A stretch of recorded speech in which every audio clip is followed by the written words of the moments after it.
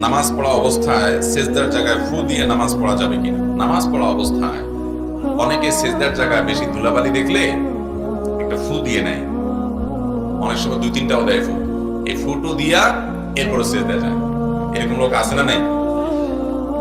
সামান্য ধুলাবালি আছে, একটু কপালে নাকে লাগবে, এরকম যদি হয় তাহলে সেক্ষেত্রে ফুটু না দিয়ে সরাসরি সেজদায় চলে যাওয়া উচিত।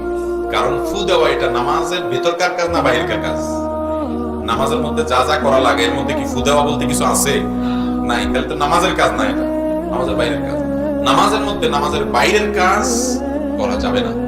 যদি বাইরের কোনো কাজ এমন হয় যেটা না করলে কোনো উপায় নাই, যেমন কথার কথা মশা একটা কামড় দিছে, এমন জোরে কামড় দিছে আর এমন ব্যথা যন্ত্রণা শুরু হয়েছে, জ্বালা শুরু হয়েছে যে ওই জায়গায় একটু না ডললে আপনার অনেক কষ্ট হয়ে যাচ্ছে, তাহলে হালকা করে একটা ডলা দেন।